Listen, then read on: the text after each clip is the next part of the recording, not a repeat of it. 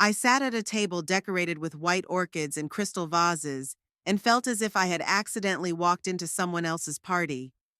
The Ocean View restaurant was the most expensive in Gainesville, with large floor-to-ceiling windows overlooking Lake Alice. Hundreds of lights twinkled everywhere, and musicians on a small stage softly played a classic tune I couldn't remember the name of. I reached for a glass of champagne, but not to celebrate, rather to drown out the bitterness that was rolling in.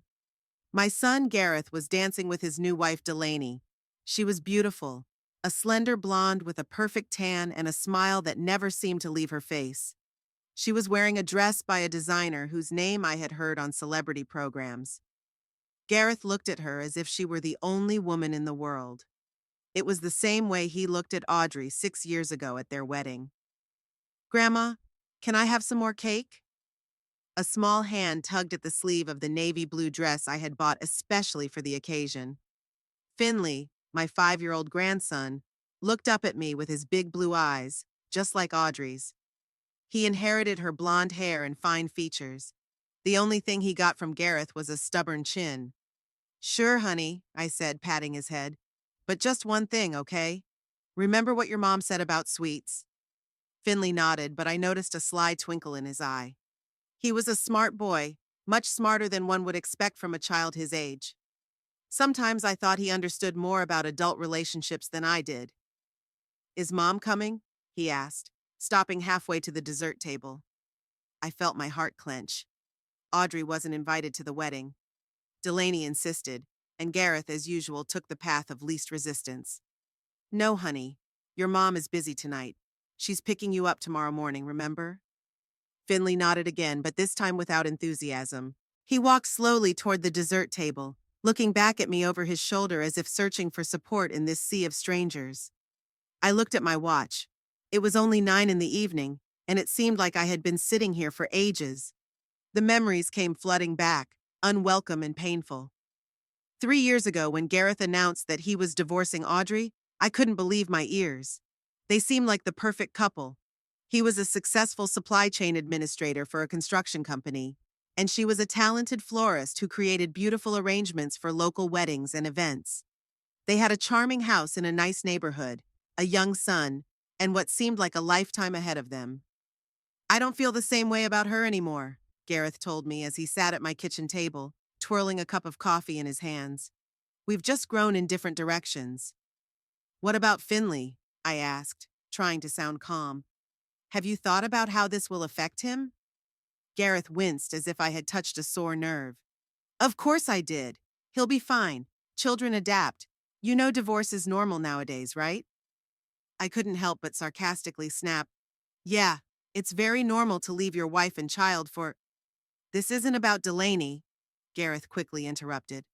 "Audrey and I had problems long before I met her, and I'm not giving up on Finley. I'm going to see him. Audrey and I have joint custody, but I knew it was because of Delaney. Everybody knew.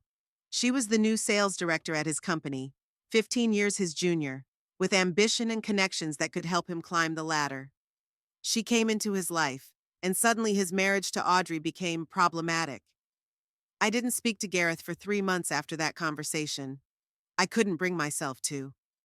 Instead, I kept in touch with Audrey, helping with Finley when she worked late.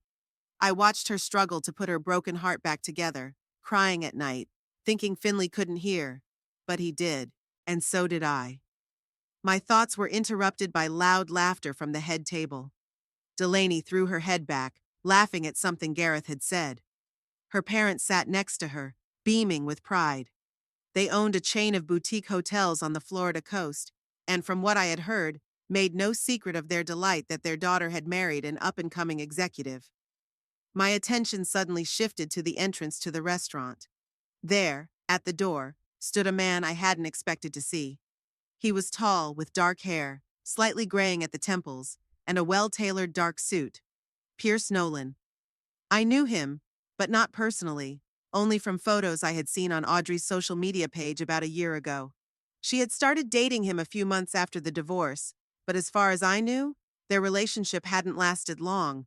What was he doing here? Did Audrey invite him? But no, that's impossible. She wasn't here herself. Maybe he was a friend of Gareth's? but I had never heard my son mention his name. I watched Pierce move slowly through the room, nodding and smiling at the guests as if he knew many of them.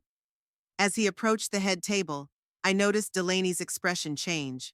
Her perpetual smile disappeared for a moment, her eyes widened, and then she quickly composed herself and beamed again. But this time I noticed a tension in her posture. Pierce leaned over and kissed her on the cheek, then shook Gareth's hand.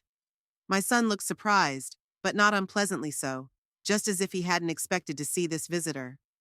They exchanged a few words, and Pierce sat down at a table nearby, with other guests I didn't recognize, probably Delaney's colleagues.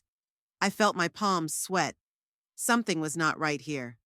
Delaney's reaction was too sharp, as if she had seen a ghost. And even more disturbing was the way Pierce was looking at her, with a strange mixture of familiarity and underlying hostility. Finley returned to the table with a cake in his hand and cream on his cheek. "Grandma, why does Dad look so weird?" he asked, chewing on his dessert. I turned back to the main table. Gareth did look tense, constantly glancing over to the table where Pierce was sitting. Maybe he's just nervous about his big day. Finley shook his head with that childlike confidence that sometimes frightened me with its insight. "No, he's looking at that man with the dark hair." "Who is that?"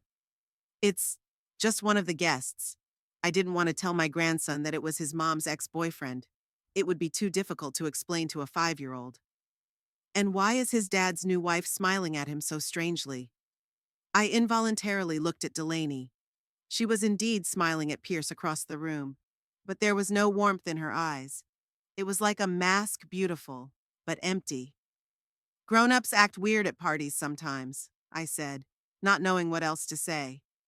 Finley seemed satisfied with this answer and went back to his cake, but I couldn't take my eyes off the strange dynamic unfolding before my eyes. Something was going on between Delaney and Pierce, something my son didn't seem to know about. Unable to resist, I decided to get closer. After apologizing to Finley, I asked a woman at a nearby table, the mother of one of Gareth's friends, to watch him for a few minutes. Then I headed over to the bar, which was conveniently located near the table where Pierce was sitting. Ordering another glass of champagne, I pretended to wait for my drink while listening intently to the conversation at Pierce's table. "Surprised to see you here," said a middle-aged man sitting next to Pierce. "I thought you and Delaney were, well, you know." Pierce smiled, but his eyes remained cold. "Old friends always find their way back to each other," he said quietly. "And Delaney, she's always been special." My heart beat faster. Old friends? Did that mean Pierce and Delaney had known each other before she'd met Gareth? And judging by Pierce's tone, their relationship was more than friendly. My suspicions were confirmed when the other woman at the table leaned closer. "So you really did work together at Sunrise Properties?" she asked, a hint of gossipy curiosity in her voice. Pierce nodded, sipping from his glass. "For 3 years, Delaney was brilliant in the sales department. She has a special talent for persuading people." There was something ambiguous in his words that made me wary. The bartender placed a glass of champagne in front of me, but I barely noticed, completely focused on the conversation. "And now she's married to this guy from Buildwell Corp," the woman continued. Everyone at the table laughed as if they had heard a great joke. I felt sick to my stomach. They were talking about my son as if he were just a stepping stone on Delaney's path to success. "Gareth seems like a good kid," Pierce said, a hint of sympathy in his voice that made me grip my glass tighter. I almost spilled the champagne. What did it mean? What had my son agreed to? The worst-case scenarios began to form in my head. Suddenly, I felt someone touch my arm. I turned sharply and saw Delaney standing next to me, beaming with her flawless smile. "Eunice, how nice of you to come," she said in that sweet voice that always seemed fake to me. "You look beautiful." I forced a smile back. "Thank you, Delaney. It's a beautiful wedding." Her eyes flickered to the table where Pierce was sitting, and I noticed her smile falter slightly. "Have you met all the guests yet?" she asked, her voice sounding strange. "Not all of them," I said carefully. "There are so many people here." "Yes, of course," Delaney nodded, but her mind seemed to be elsewhere. "Some of the guests, they came unexpectedly. I couldn't help myself." "Like that man?" I nodded slightly toward Pierce. Delaney froze. Her smile remained in place, but her eyes were as cold as ice. Yeah, we've known each other since the old days. He's a coworker. Nothing special. But I could tell it was a lie. Something in her posture, the way she avoided looking directly at Pierce, suggested a much more complicated relationship. Interesting, I said, trying to sound casual. I thought I knew all your coworkers after that party you threw last month. Oh, Pierce works in another office, Delaney said quickly. He's rarely in Gainesville. In fact, I didn't even think he was coming in today. Her eyes flicked back to Pierce's desk, and this time he caught her gaze. It was as if an invisible spark had passed between them, and Delaney quickly looked away. I'm sorry, Eunice, but I have to get back to my other guests, she said, already backing away. I watched her hurriedly walk away, carefully avoiding Pierce's table, and returned to the main table where Gareth was talking to her father. She walked over to my son, put her hand on his shoulder, and whispered something in his ear. Gareth nodded but looked puzzled. I went back to my desk where Finley was already yawning. It was getting late for a 5-year-old, and I knew we would have to leave soon. But now I didn't want to leave the wedding. I felt like something was happening, something that could hurt my son. Grandma, I'm tired, Finley said as I sat down next to him. I know, honey, I hugged him. We'll be leaving soon. Just give me a little more time. I watched as Pierce got up from his seat and headed for the terrace. A few minutes later, Delaney, convinced that Gareth was busy talking to the guests, slipped out in the same direction. My heart beat faster. They were meeting in private, out of sight of the guests. And judging by the tension I had seen between them earlier, this was not just a friendly conversation. I wanted to follow them, to eavesdrop on what they were saying, but I couldn't leave Finley alone. What would I say if I got caught spying on my sister-in-law at her own wedding? 15 minutes later, Delaney returned, her face pale and her perfect makeup a little smudged, as if she had been wiping away tears. She quickly walked over to Gareth and whispered something in his ear again. My son frowned, glanced toward the terrace, but then nodded and continued the conversation. Pierce returned to his desk a few minutes later. His face was expressionless, but I could see his jaw clench as he looked over to the main table where Delaney and Gareth were sitting. There was a cold determination in his eyes that scared me. At that moment, Finley tugged on my sleeve again. Grandma, I'm really tired. Can we go now? I looked at his sleepy face and realized that I couldn't keep him here any longer for the sake of my suspicions and worries. Let's say goodbye to Dad and go. We walked over to the main table. Gareth gave Finley a hug and said goodnight. Delaney hugged him too, but I could tell her attention was elsewhere, as she kept glancing over at Pierce's desk. Thanks for coming, Mom, Gareth said, hugging me. I know this hasn't been easy for you. I came for you, I replied, trying to sound sincere, though I felt anxious in my heart. My son nodded, but there was a doubt in his eyes that I hadn't noticed before. Was he beginning to feel that something was wrong? As Finley and I left the restaurant, I couldn't help but look back. Pierce was still sitting at his table, but now his eyes were fixed on Delaney. And there was something in that look that made me shudder, as if he knew something that could destroy the new life she had built with my son. I tightened my grip on Finley's hand and led him to the car, knowing that this night was just the beginning of something bigger and possibly much worse than I could have imagined. The morning after the wedding, I woke up with a heavy head and a feeling that something very wrong was happening in my son's life. Finley was still asleep in the guest room. Audrey was supposed to pick him up at 10. I quietly got up, made myself a strong cup of coffee, and sat down at my computer. My intuition told me that there was some kind of connection between Delaney and Pierce that could threaten Gareth's happiness, and I was determined to find out the truth. The first thing I did was to use social media. For a woman my age, I'm pretty good at navigating the internet. Working as a landscape designer, I had to learn how to use different platforms to communicate with clients and present my projects. Delaney's page turned out to be private, but Pierce's profile was partially open. I looked through his photos and posts from the last few years. Pierce Nolan worked in real estate as a sales agent at Sunrise Properties, the same company where, according to guests at the wedding, Delaney used to work. In several photos dating back 2 years, they stood side by side at corporate events. In one picture, Pierce had his arm around Delaney's waist, and they were both smiling at the camera with champagne glasses in hand. The caption read, "Best sales team of the quarter. We did it again." I continued my search on the internet and found an article in the local newspaper that mentioned their names. The article was published 18 months ago and was about the rapid rise in real estate prices in coastal Florida. Pierce Nolan and Delaney Weston of Sunrise Properties have become the region's leading luxury real estate sales specialists, the article said. In the past year, they have closed deals totaling more than $12 million, specializing in quick sales and investment opportunities. I frowned. Gareth had met Delaney about 15 months ago, when she was already working for his company. But according to this article, at the time she was still a successful real estate agent and working closely with Pierce. Something didn't add up. I continued my search and found another mention, this time on a real estate blog dated a year ago. The writer complained about suspicious practices at Sunrise Properties. Several sources report that the company's agents, including the star duo Nolan Weston, are using questionable methods to sell properties quickly.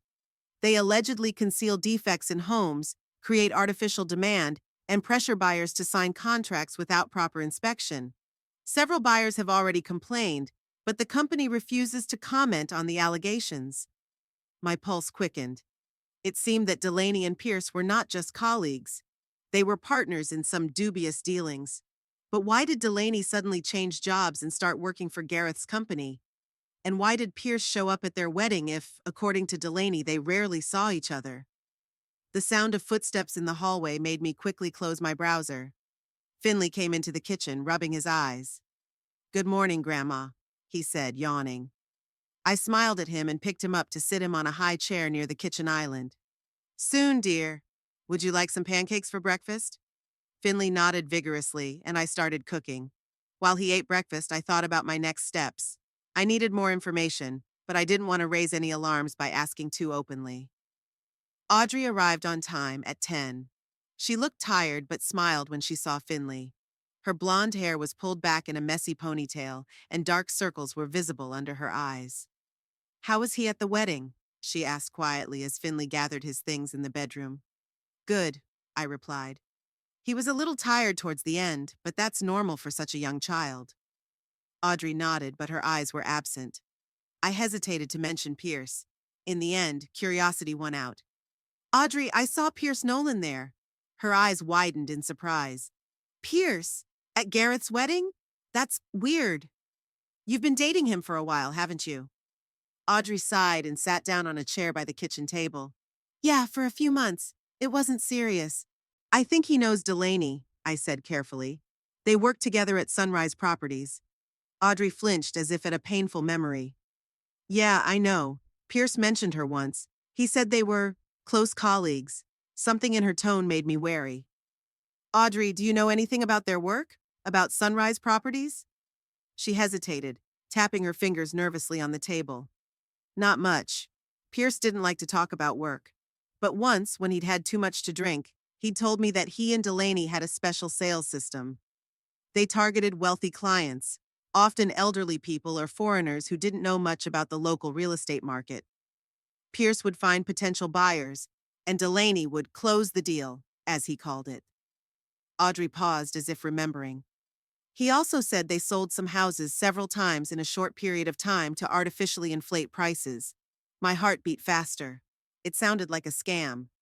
"Why did you guys split up?" I asked, trying to get the whole picture. Audrey sighed. "He was too focused on money. He was always talking about big deals and golden opportunities.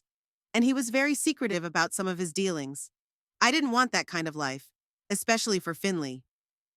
Finley ran out of the room with his backpack in hand, ready to go. Audrey quickly changed the subject, but before she left, she added quietly, "Eunice, be careful. If Delaney and Pierce are working together again, it could mean trouble." After they left, I couldn't stop thinking about everything I had learned. My suspicions were growing, but I still had no concrete proof.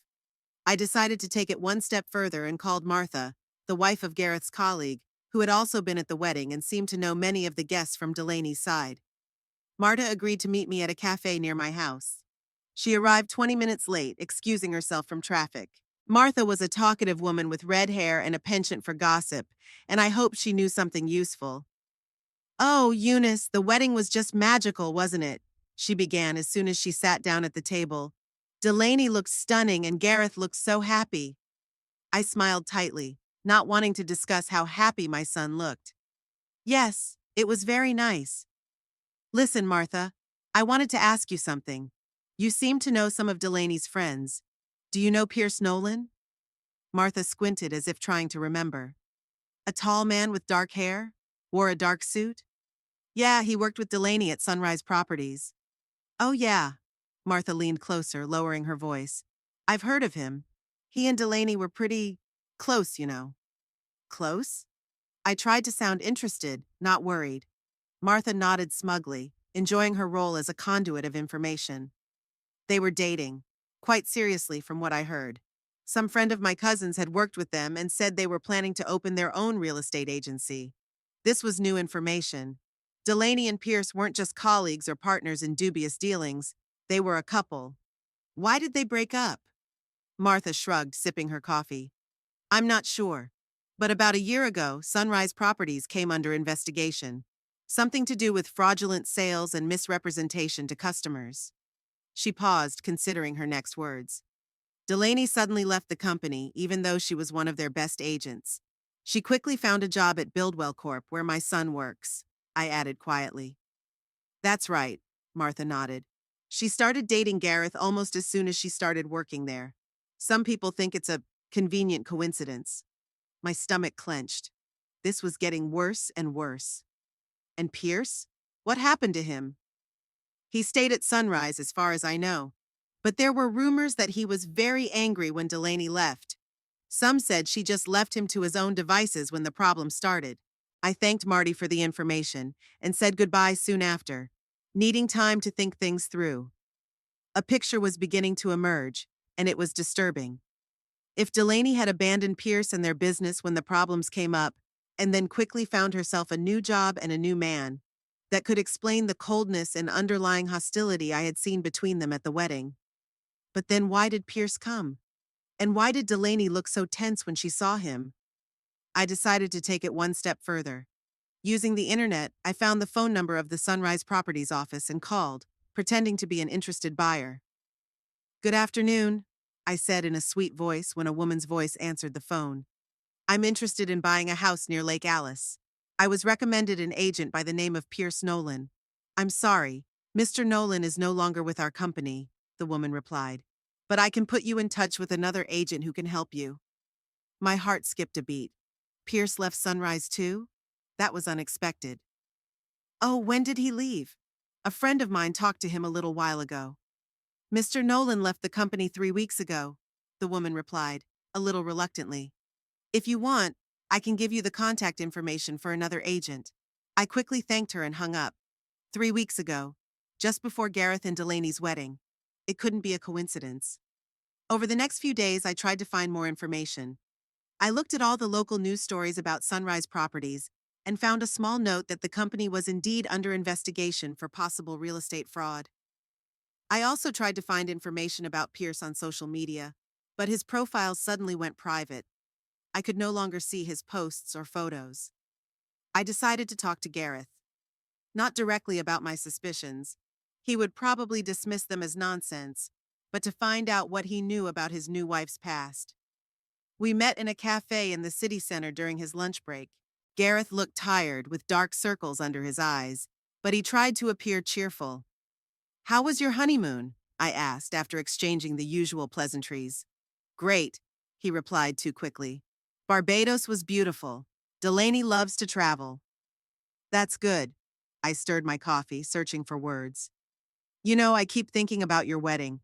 There were so many people there that I don't know. Delaney's friends, her co-workers." Gareth shrugged. "Most of them were her co-workers at Buildwell. Some are friends from college." "And the tall man with the dark hair? He seemed different." Gareth tensed. "Pierce? He was a former colleague of Delaney's from her previous job. They worked together in real estate. He seemed pretty close to her," I said carefully. My son suddenly set his cup down on the table with a very loud thud. What are you saying, Mom? I felt my heart speed up. Gareth was annoyed more than my innocent question was worth. It was nothing special, just an observation. I noticed they were talking on the terrace during the reception. Gareth looked away. They had some unfinished business. Nothing important. But I could tell he didn't believe what he was saying. There was a doubt in his eyes, the same doubt I'd seen at the wedding. Did Delaney tell you about her previous job? Of course, Gareth said, but too quickly. She was a successful real estate agent, and she just left a successful career like that? I couldn't help but ask. Gareth frowned. Mom, what are you getting at? Delaney wanted a change.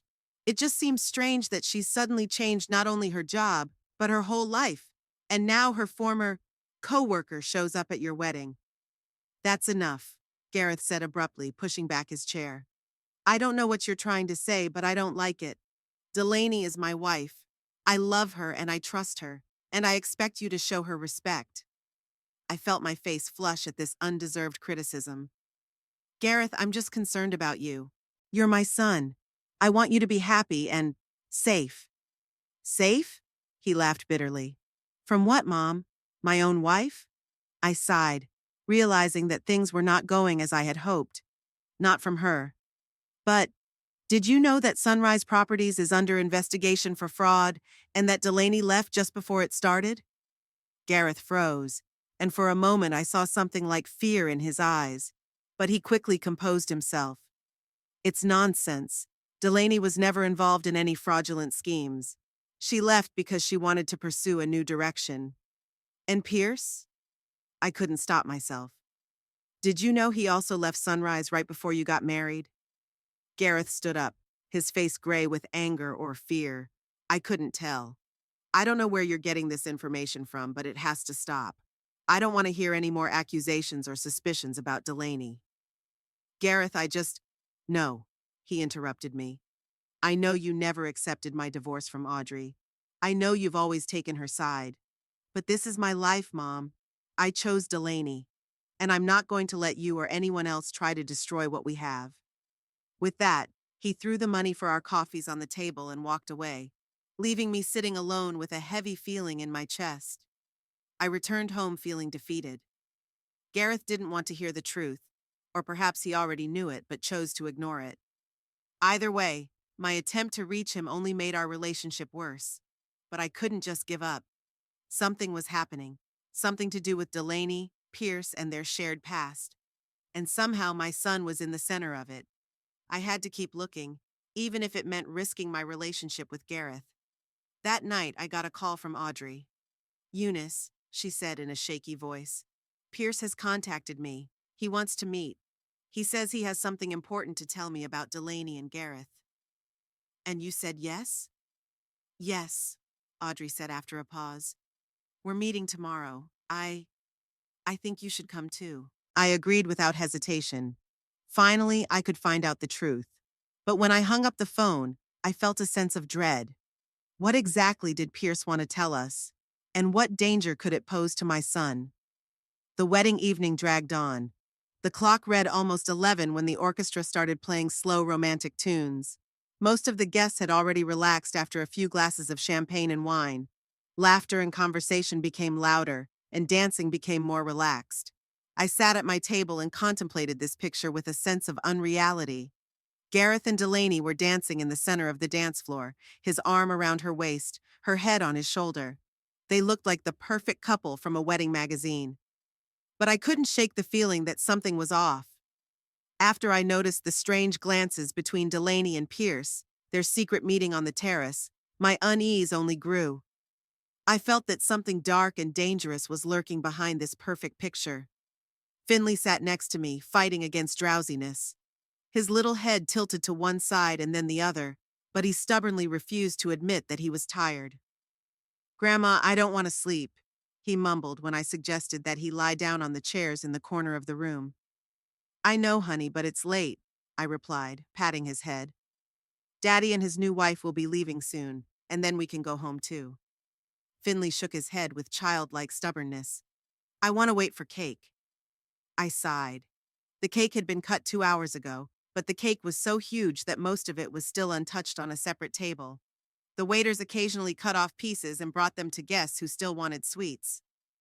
"Do you want me to bring you another piece?" I asked, ready to use any excuse to distract him from his tiredness. "Yes." Finley suddenly came to life, his eyes shining with anticipation. I smiled at his enthusiasm and walked over to the table with the cake. While the waiter cut a piece with the coveted chocolate decoration, I looked around. Pierce was nowhere to be seen. He had stayed at his table for a while after he and Delaney had returned from the terrace, but now there were other guests sitting there. It was strange. Guests don't usually leave in the middle of a wedding reception without saying goodbye. I went back to the table with the cake for Finley, but froze before I got a few steps. Delaney was no longer dancing with Gareth. My son stood in the opposite corner of the room, talking to Delaney's father, and the bride herself. I strained my eyes to find her among the guests, and then I spotted her. Delaney was standing at the entrance to the ladies' room, but she hadn't gone inside.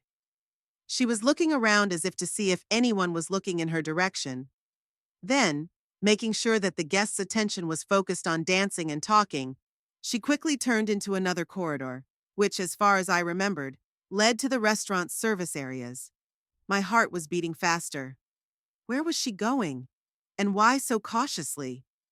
I returned to our table and placed the cake in front of Finley. "Here, darling, your piece with the rose." He happily started to eat the dessert, but I noticed that his movements were slower than usual. Fatigue was taking its toll. "Grandma," he muttered with his mouth full. "Where's Daddy's new wife?" "Don't talk with your mouth full," I automatically replied, but the question made me think. Finley nodded, accepting this explanation, and continued eating his cake.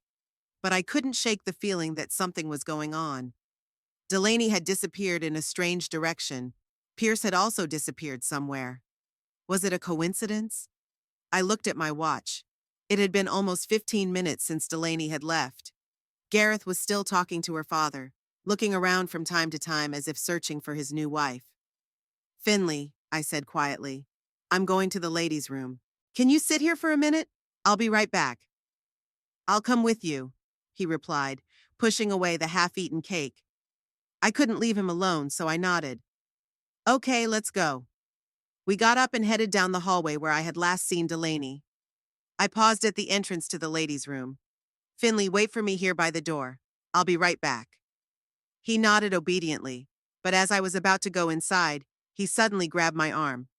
"Grandma, look." He pointed to the end of the hallway. I quickly turned my head and saw Delaney coming out of the service corridor, fixing her hair and looking around. She didn't notice us as she turned in the opposite direction and quickly headed back to the main hall. "You're right," I said, feeling my heart pounding in my chest. I wonder what she was doing there. Finley shrugged his shoulders with a childlike directness. "Maybe she wanted to pee too?" I smiled weakly, but my mind was working at full speed. The service corridor didn't lead to any other restrooms, just the kitchen, storage, and the service entrance. Why was Delaney going there? "Let's finish up here quickly and get back to the table," I said to Finley, and we took turns going to the restroom. When we came back to the main room, I noticed that Delaney was already with Gareth again. She was explaining something to him with a slight smile on her face, and he was nodding, although his eyes looked worried. I tried to guess what she could be telling him. What story had she made up to explain her absence? We went back to our table and Finley took up the cake again, although his eyes were almost closing from fatigue. I sat next to him, thinking about what to do next. Should I try to walk down that service corridor, see where it led? But it would be too risky. I could be seen by the restaurant staff, or worse, by Gareth himself. My thoughts were interrupted by movement at the entrance to the hall. I turned my head and froze. Pierce Nolan had returned. But he looked different. His hair was a little disheveled and he had a smug smile on his face. He walked to his table, nodding to a few guests along the way, and sat down, taking a glass of champagne. And then our eyes met.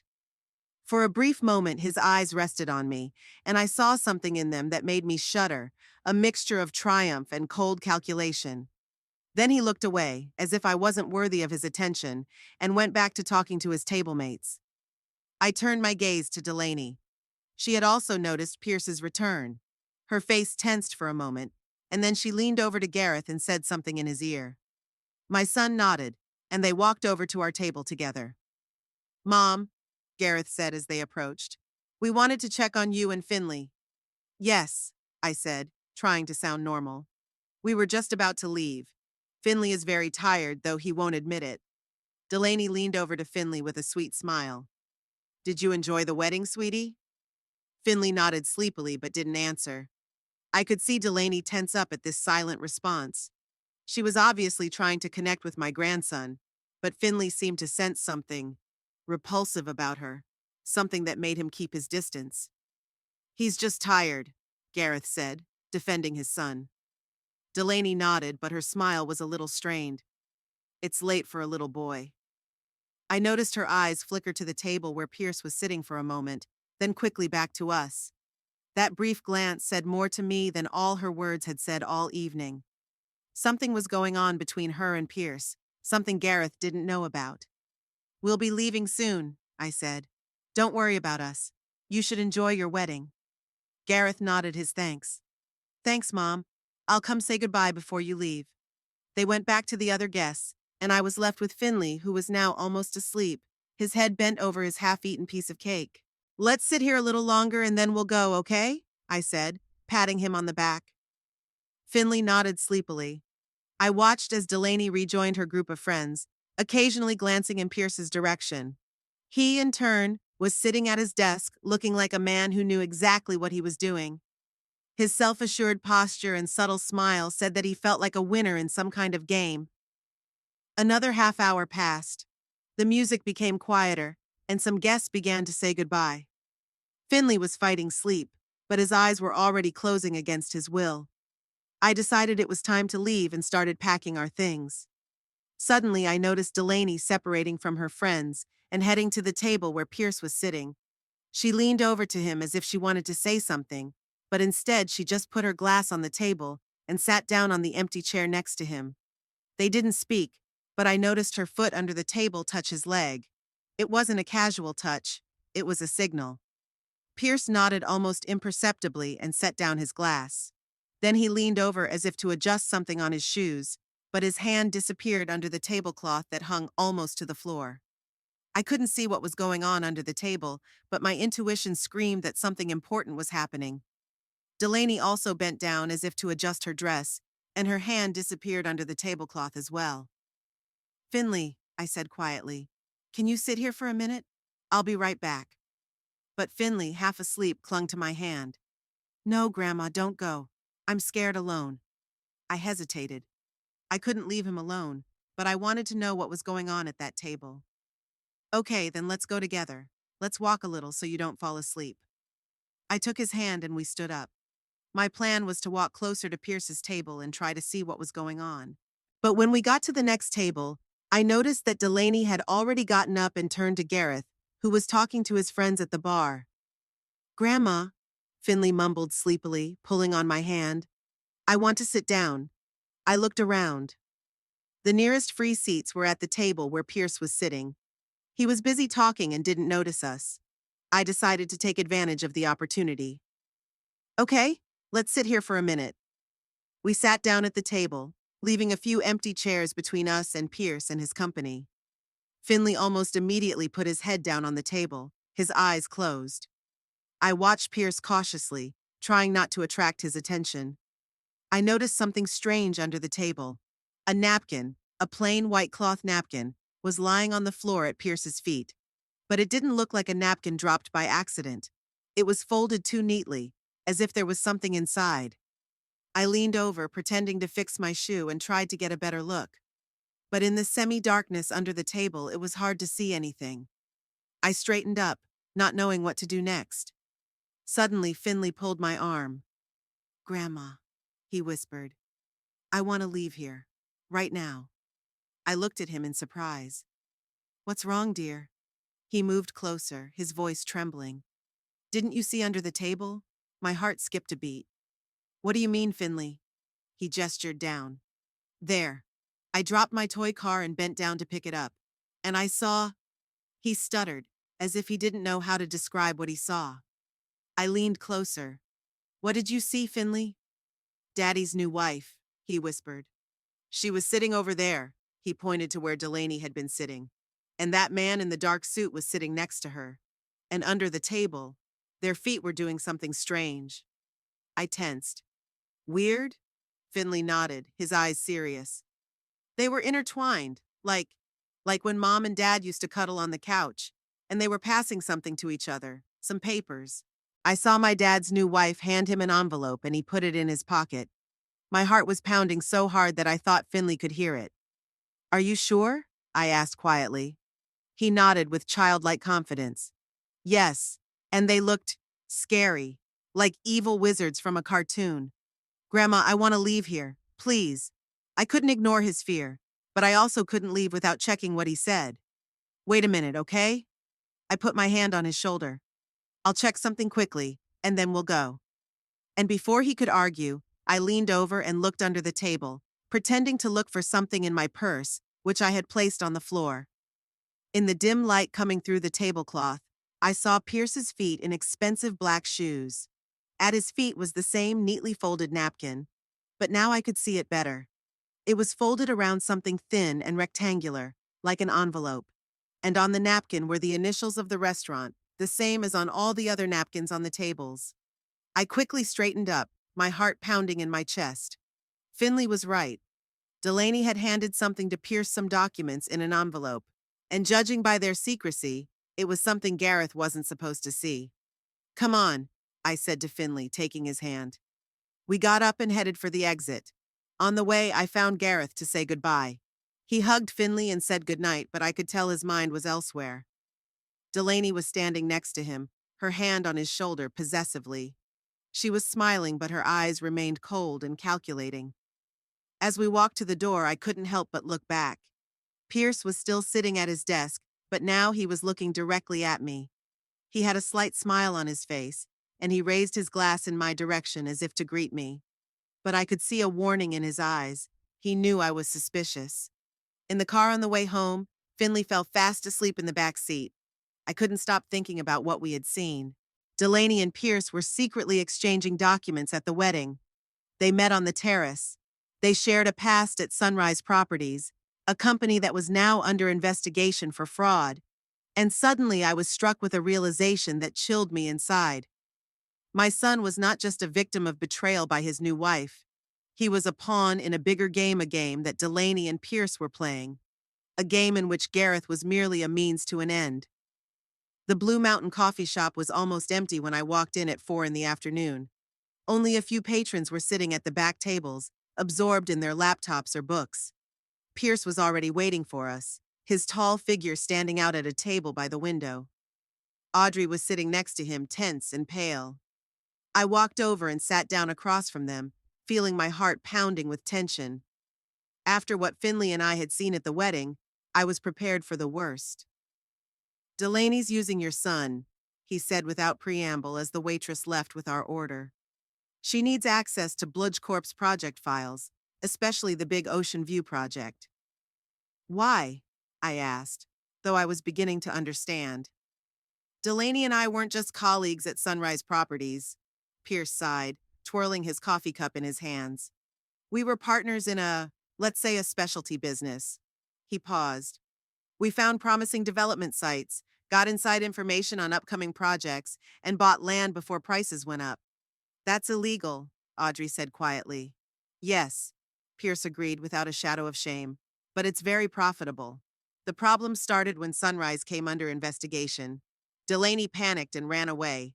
She left me to deal with everything on my own. And to make matters worse, she took with her the documents that could have put me in jail. And now you want revenge? I asked, trying to understand his motives. Pierce smiled coldly. I want justice, and my money. Delaney owes me a lot of money. We invested in several properties together, and when she left, she took my share. What does this have to do with my son? My voice trembled with anger. Your son, Pierce leaned forward, is a supply chain administrator for Buildwell Corp. He has access to information about where the company plans to build its next projects. Delaney chose him for a reason. She found out that Buildwell Corp is planning a large-scale development of the coast. Ocean View is just the beginning. and she wants to know where they will buy land to get ahead of them. I felt a chill run down my spine. Everything was starting to come together.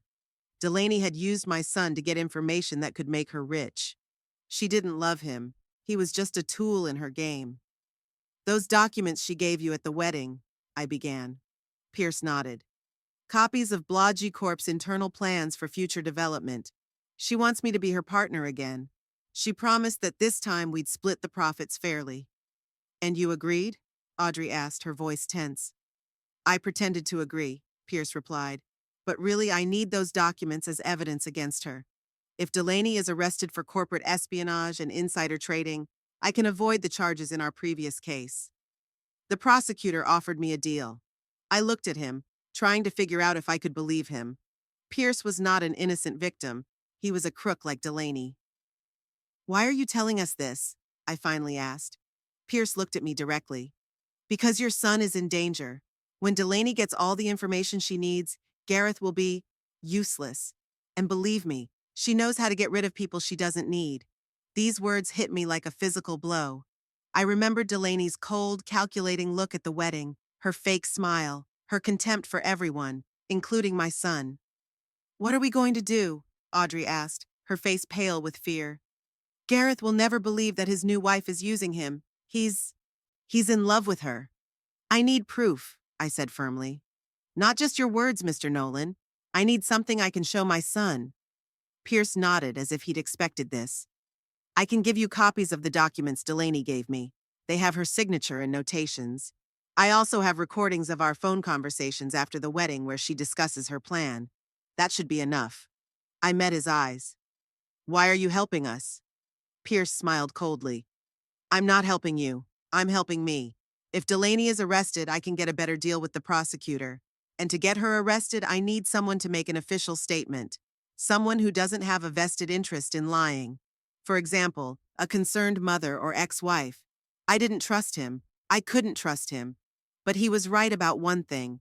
My son was in danger, and I had to do something. The next day I met Gareth at his office. I had called ahead saying it was urgent. He reluctantly agreed to a short meeting during his lunch break. His office was sterilely clean and impersonal, with only a few photos of Finley on his desk to remind us of his personal life.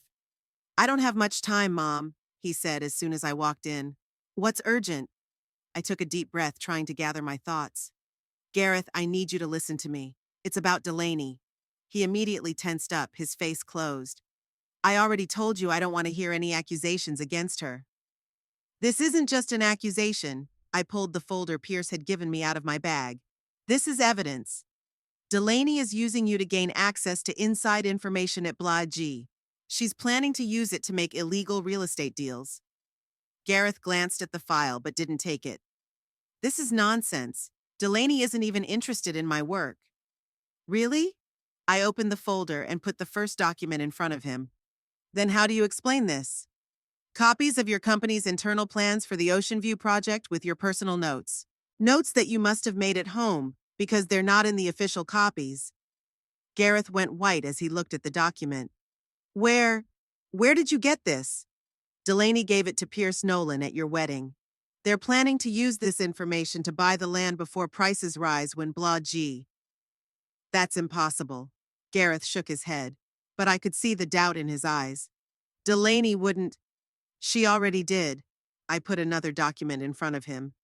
This is a copy of an email from Delaney to Pierce, dated a week after your wedding. She's discussing which plots they should buy based on the information she got from you. Gareth took the letter with trembling hands and read it. It could be a fake, he said, but his voice sounded unconvinced. There's something else. I pulled out a small voice recorder and pressed the play button. Delaney's voice, clear and cold, filled the room. Gareth doesn't suspect anything. He thinks I'm just interested in his work like a loving wife. I already have almost all the information we need. Another week or two, and we can start buying plots. And then what? Was Pierce's voice. What's going to happen to Gareth when he finds out you used him? Delaney's laugh made me flinch. He won't. And if he does, well, divorce isn't that bad. Sure, it'll be frustrating to divide up the property, but by then I'll be wealthy enough that it won't matter. I stopped the recording and looked at my son. He was sitting frozen, his face a mask of pain and betrayal. Gareth, I said softly, I'm sorry, but you need to know the truth. He was silent for a long time, looking at the documents in front of him. Then he slowly raised his head. Why are you showing me this? He asked, his voice sounding not only painful but also angry. To prove that you were right? That I made a mistake in leaving Audrey? I was shocked by his reaction. No, Gareth, I'm showing you this because you're in danger. Delaney isn't just using you. She's involved in illegal dealings. If this comes to light, you could be prosecuted as an accomplice. That's not true. He suddenly stood up, his face flushed with anger. You've always hated Delaney. You never gave her a chance. And now you come here with these fakes to ruin my happiness? I could feel my own anger rising. Fakes? Gareth, look at the papers. These are your own notes, your handwriting. How do you think they got into Pierce's hands if not through Delaney? He shook his head, refusing to accept the truth. Maybe it was industrial espionage. And Delaney's voice on the recording? I interrupted. Gareth stood there, his fists clenched, his breathing labored. I don't know what it is, but I know that my wife wouldn't do this. I realized that he was not ready to accept the truth. The pain of betrayal was too much, and denial was his shield. Gareth, please think about Finley, I tried again. If you're investigated, if you're arrested as an accomplice, that's enough. He slammed his fist on the table. I don't want to hear any more of this. Take your so-called evidence and leave. Son, no. He shook his head. Not now, Mom. I need time to think, and I'll talk to Delaney. I felt my heart clench with fear. Don't talk to her about this. Don't show her these documents. If she realizes that you know, go, he repeated, not looking at me. Please, just go. I gathered the documents and slowly walked to the door. On the threshold, I turned around. I love you, Gareth.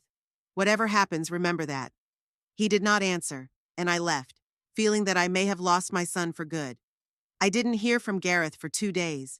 I tried to call him several times, but he didn't answer. I even drove up to his house, but no one was home. My anxiety grew with each passing hour. On the 3rd day, I received a call from Audrey, her voice strained with anxiety. Eunice, Gareth just brought Finley home. He looks terrible. He says he's going out of town for a while, alone. I felt my heart skip a beat. What happened? Did he talk about Delaney? No, he didn't say much, but he left me an envelope for you. He said he couldn't meet you in person. I went to Audrey's as fast as I could. Finley was sitting in the living room, quietly playing with his cars, but his little face was tense and crying. He feels something is wrong, Audrey said quietly. Gareth barely spoke to him. He just hugged him, told him he loved him, and left. She handed me an envelope. Inside was a short letter written in Gareth's uneven handwriting. Mom, you were right about Delaney. I talked to her and she denied everything, but then I found more documents on her computer. She's been using me from the beginning. I can't go back to Gainesville right now. I need time to think about everything. I contacted the company's lawyer and told him everything. They will conduct an internal investigation. As for Finley, I'm leaving him with Audrey. She has always been a better mother than I was a father. I don't deserve him after everything I've done. I know you tried to protect me, but I can't talk to you right now. Maybe someday, but not right now. Gareth. I put the letter down, feeling tears streaming down my cheeks. My son had realized the truth, but the price was too high. He ran away, leaving everything behind, including his son and me. What is it? Audrey asked quietly. I handed her the letter and watched her read it, her face changing from shock to sadness. Oh my God, she whispered. Poor Gareth. I never wanted him to suffer, despite everything that happened between us. I know, I replied, but Finley is more important now. Gareth left him with you, but Delaney is still his stepmother. She can try to get access to him. Audrey nodded, her face determined. I've already contacted a lawyer. He says with the evidence we have, we can file for full custody, especially if Delaney is involved in a criminal case. I was relieved to know that Audrey would take care of Finley, but my heart still ached for my son. I'll try to find Gareth, I said. He shouldn't have to go through this alone. Give him time, Audrey replied gently. He'll come back when he's ready. The weeks that followed were chaotic. News of Delaney and her scheme appeared in local newspapers. She was arrested for corporate espionage and real estate fraud. Pierce Nolan, as it turned out, cooperated with prosecutors and received a plea deal. Buildwell Corp conducted an internal investigation and publicly stated that Gareth was not an accomplice. He was a victim. But my son never came back. He sent me a short message from an unknown number saying he was safe but needed time. He did not say where he was or when he would return. Audrey got full custody of Finley without any problems. The judge was outraged by Delaney's actions and how she used Gareth. Delaney didn't even show up for the hearing. Her lawyer said she didn't object to the court's decision. I went on with my life, trying to pick up the pieces. I spent a lot of time with Finley, trying to give him the stability he needed. He often asked about his father, and I didn't know what to say except that his dad loved him and would come back when he could. One evening, almost 3 months after Gareth's disappearance, I took Finley to the waterfront of Lake Alice. It was warm, and the sun was slowly sinking toward the horizon, painting the sky in shades of pink and gold. We sat on a bench, Finley eating ice cream and me watching the water. "Grandma," he suddenly said, looking at me with his serious blue eyes, "is Dad ever coming back?" I hesitated, not knowing how to answer. It seemed wrong to lie to him, but the truth was too painful for a 5-year-old. "I don't know, honey," I finally answered honestly. "Your dad is very sad right now, and he needs time to be happy again." Finley nodded as if that made sense. "Is it because of that bad woman? The one under the table with that man?" I was surprised at his insight. "Yes, partly because of her. She did something that really upset your dad." Finley thought for a moment, licking his ice cream. "Mom says sometimes people do bad things because they're unhappy, but that doesn't mean we have to let them make us unhappy." I looked at him in amazement. At 5 years old, he understood more than many adults. "Your mom is very wise," I said, hugging him.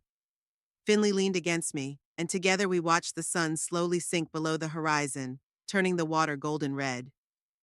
"You know what, Grandma?" he said after a long pause. "I don't need a big family.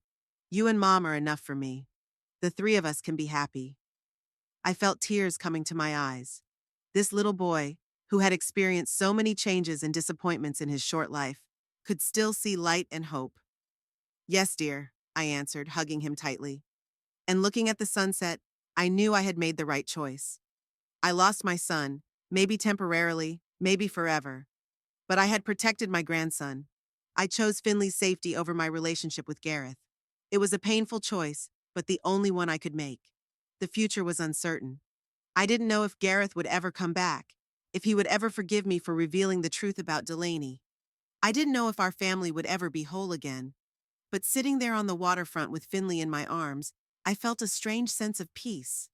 We would create a new family, smaller perhaps, but based on love and honesty, without toxicity or betrayal. And that was enough. For Finley, for Audrey, and for me. The three of us against the world, looking to a future where there was no room for those who could hurt us. The sun finally disappeared over the horizon, leaving behind only a thin strip of light. Finley yawned and put his head in my lap. "It's time to go home, Grandma," he said sleepily. Yes, it was time to go home. To our new home, to our new family, to our new life. No compromises, no second chances for those who betrayed our trust. A life where we protect those we love, even if it means making painful choices. I picked Finley up in my arms and we walked along the waterfront, leaving behind the last rays of the sun and all the painful memories they illuminated.